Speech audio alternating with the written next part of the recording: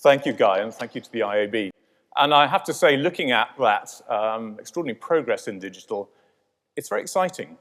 And at the same time, it's turning me into a monster. I used to think of myself as a really reasonable person. I thought I was kind of patient, I was tolerant, I accepted I couldn't have everything. I certainly couldn't have everything now. I had to accept there were trade-offs. If I wanted this, I couldn't have that. If I wanted that, I couldn't have this. I had to make choices. But now, frankly, when I look in the mirror, I just don't recognize myself sometimes. And I wonder how it is that I've turned into this thing that I see in the mirror now. When did it happen? Was it when a company I had a long relationship with suddenly included one-day delivery, and that not only changed my buying pattern with that company, but changed my patience for every other company and how long I had to wait for stuff? Was it when an entirely different company that took a necessary but expensive, kind of an inconvenient service and showed me that it didn't have to be expensive and it didn't have to be inconvenient. And I not only started using them, but I started questioning whether it had to be that way in all those other expensive and inconvenient services anywhere in the world. When exactly did I start raging at my search engine because it made me type in every last letter before it guessed what I was trying to get to? When did I become that monster of unreasonableness? When did we all become monsters of unreasonableness like that? When did we start wanting magic for free? So many of you will recognize this. This is one of the most extraordinary and exquisite pieces of magic to grace our phone screens, surely, in the last 15 years. This, of course, is Monument Valley. Beautiful game. For a couple of quid, you can be in this world of enchantment, visually, intellectually, emotionally, everything else. Quite rightly, us two lauded by the industry for creating this wonderful experience. They sold over 20 million copies at 2 quid a pop, 3 quid a pop for this little piece of magic. And so they think, we'll make another one, you will remember. Let's make a follow-up. And it's called Further Shores. And we'll tell people how much it costs. And it costs almost as much for us to make this one as a game maker as the other one. And we'll give it to the world that's loved this first game so much, and we'll see what they think of it. And what did we think of it? We complained because we had to pay for it. We wanted it for free. We wanted magic for free. We've all turned into these monsters of unreasonableness. And I mean monsters in a nice way, right? We've still got a good heart, but we've sort of become this thing that we just weren't 10 or 15 years ago, and that's completely changing the rules of strategy. And indeed, if we step across the other side of the table to think of ourselves as brand owners and as leaders, managing our companies for this new generation of unreasonable consumer, it means we need to think about strategy in an entirely different way as well. Because we're in the era of the unreasonable consumer. And we've all become these monsters. Our consumers have become unreasonable through nurture, not nature. All the things that we had thought were the case about the world, we've unlearnt because we've had a company that's taught us it doesn't have to be that way. We thought if we wanted fine foods, that we went to a fine food shop and paid fine food prices, and then somebody comes along and gives us a sustainably farmed lobster for $5.99 in a discounter. We thought that if we wanted a fast and sexy car, it would be a gas guzzler, and now you can have the greenest car in the world that when you press the ludicrous button can do 0 to 60 in 2.5 seconds. We thought that if we had to go into a fast food restaurant, we shouldn't question really the ethics of how they made their food or how it got there too much. But now we can go into a fast food restaurant, pay a reasonable price, and still have a side order of sustainability. We thought that actually if we wanted to look as glamorous as Jennifer Lawrence, we probably had to have the salary of Jennifer Lawrence. But now actually we can look that fabulous and simply take it back the following morning and not have to worry about it. All those old truths, all those old trade-offs that were the basis of strategy when we started our lives in business, not just this business, they no longer hold. And the more that we educate the consumer to be unreasonable and change their expectations, the less they're going to hold, and the more unreasonable we have to become ourselves. Because this isn't going to change anytime soon. This was, in a sense, prophesied by that visionary, Charles Handy, when he wrote The Age of Unreason in 1989. And some of you may have read that book. You probably read it a long time ago. Really encourage you to buy it again or borrow it again or dig it out of your shelf and read it again. So much of what he predicted has come to be the case. And of course, in quoting and talking about the age of unreason, he talked about, and is quoting George Bernard Shaw's famous quote about progress happens through the unreasonable person, the activist. And of course, our categories are progressing. These are all, at some level, forces for good. But I think the danger is that we tend to think about disruption, for instance, that much loved and slightly overused phrase, as to do with brands. And I wonder actually whether it's not actually about brands anymore, whether it's the consumer that's become disruptive, and the expectation the consumer has of us that's become disruptive, and the fact that they want magic for free and they want it now, that actually is going to be the thing that is our biggest challenge as we sit down to think about the next 3 years of strategic planning. Because this isn't going to slow down anytime soon, right? It's not just that we've nurtured this consumer to be unreasonable. It's that, in addition to the economic headwinds and all the other pressures that you're facing, we've now got unreasonable regulators in most of our businesses who are trying to change the categories at the same time. So we've got all these different pressures that are actually forcing us to really look at an environment which favors and nurtures the genuinely unreasonable challenger. And that unreasonable challenger that's progressing the category is fueling and feeding and nurturing and playing to those unreasonable demands that the unreasonable consumer has. And perhaps we'll call the unreasonable consumer Uber's children. Perhaps we'll call all of us Uber's children.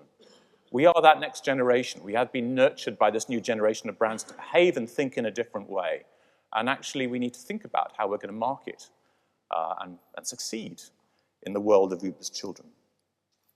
And this notion of sort of progress against Uber's children, I think, is nicely illustrated by Push for Pizza. So Push for Pizza, you may have seen, came out about 18 months ago. It was an idea generated, if you look at the film I'm about to play you, probably after a certain amount of artificial stimulants, late night in New York, 5 18-year-olds had this idea that what they wanted to do was create a new startup. I'm just going to play you this film, which recreates that inception of that idea. I'm hungry. I'm hungry. Famished. I am famished. Order a pizza. Yeah, order a pizza. I can go for a pizza. I want pizza, but I don't want to order a pizza. I wish there was like a button, you know, and all you have to do was push that button and then pizza comes. Wait, say that again? Yeah. I wish I had a button I could push for pizza. A button you could push for pizza. Yeah, like an app. And it's just got one button on it. And that one button? Pizza. Pizza. So like an iPhone app, and we'll make it so you only put your information in once and you'll never have to do it again. Never again. Just one button and you push it. Push it for pizza. Push for pizza. It goes on for a while, but get the general idea. Now, you would have thought that if you wanted pizza, it's a fairly acceptable trade-off to expect you to have to order it, right? That seems quite fair enough. You want the stuff, just order it. Not anymore. Not an acceptable enough trade-off. I just want to have to push for it. That was 18 months ago. Now it's not just pizza. We're being invited to push for anything we like. Actually, hands up in the audience who's got Amazon Echo. Okay. I'm betting that actually within 18 months, the idea of having to push a button for something will seem unreasonable to us. We won't want to do that. We'll just want to ask for it. Find my phone, go over and press something. I don't want to do that. I just want to ask Alexa for it. This is moving really quickly. And if we're not moving that quickly, we're going to get left very far behind. And that's going to fuel a further opportunity for and demand for unreasonable challengers who progress the category that they're in. So this is a conference all about power and choice. And some of it is about the power of the consumer, and some of it is about the choices we have to make. And I suggest there are 3 key choices that we have to really lean into if we're going to think as leaders and as business owners about how we respond to this extraordinary change in the mindset of us all and the consumers who we serve. The first is a very obvious question, which is, are we going to accept that this is effectively a position that we need to take? Are we going to be victims of Uber's children, or are we going to actually use this as a new world and a stimulant to a new world which we need to take advantage of and be a powerful player in? A player that progresses our category on behalf of Uber's children. The second question is, how exactly would we do this if we wanted to? Where would we start? What would it look like? So I'd suggest those of you that are beginning your kind of planning cycle, implicitly or explicitly, right upstream as you start to think about what we're going to do over the next 1 to 3 years, you're making a decision about, are we first of all going to maintain our brand or progress our brand? And secondly, we're making a decision about, are we going to maintain the category or are we going to progress the category? So to put it brutally simply, there are 4 choices strategically for us. Are we going to be top right, somebody that moves the category on and moves our brand on at the same time? Or are we, bottom left, going to be optimizers that try and manage our brand, move it along, make sure we don't lose share, get the profits up a bit, but don't really progress anything on behalf of our consumer? And most of us, I suggest, will be in that bottom left quadrant. Not because, in a sense, we've made that strategic decision to do so, but just because we are locked into a path dependence that just takes us that way. We're not stepping back and saying, let's acknowledge the shift that's happened here, the shift in power and the choices we need to make. And that if you do choose to strategically occupy 3 on this grid, you have to recognize that somewhere out there, there's a competitor who's up there in number 2. And even though they might be small and much smaller than you now, what all the data shows is when they start to launch, when they start to get that mind share, actually they start to deposition you. And your emotional impetus, your relationship with your consumer decreases. Just look at what's happening to all the imagery of Mercedes and BMW and all those luxury car brands up against Tesla in the States, to take a very extreme example. That's happening in categories all around us. And if you're allowing that to happen, it might be very quickly too late. You need to start moving from quadrant 3 to quadrant 2. So again, the question is, well, that's kind of interesting. Very obvious statement, Adam. How do I do that? Again, I'm going to keep it really, really crudely simple. If you take the core dynamics of any of these progressive brands that are appealing to Uber's children, they are operating really, I suppose they're progressing the category in one of these 3 areas. And of course, the question for us is not simply how do we improve our performance in these 3 areas, but how do we dramatically improve our performance in these areas? What would it mean for us to be 5 times or 10 times better in each of these areas? And you look at that question and you think to yourself, well, that's kind of easy for you to say, Adam. And all of these little startups, it's easy for them because they don't have legacy businesses and legacy systems. And I think that's no excuse. Let me give you 2 final examples. This is One Toyota. So One Toyota is one of the most foremost and most successful Toyota dealers in the United States. And one of the reasons for One Toyota's success, is because it understands how to cater to Uber's children. And in fact, it's understood, it's made a choice that's more profound than that. It's made the choice that the only way really to surprise and delight, to take that old cliche, Uber's children, is to be more unreasonable than they are. So when you buy your Toyota from One Toyota, and it reaches its 5,000-mile service mark, and you take it in, they service that car in 6 minutes. You don't have time to walk across from your car to the complimentary cafe, order your coffee, and finish drinking it before that service is completed. In fact, it happens so quickly that they've discovered consumers don't really believe they've been able to do it properly. So they have to have a little educational program while the consumer waits that shows them exactly how it's done, to convince them that it can be done that quickly. So when you've had it done in 6 minutes and you walk out again, what are your expectations of the service from every other dealership you could ever go to, everybody else who services your stuff, again, you've become that monster of unreasonableness. And this is not a funky new category.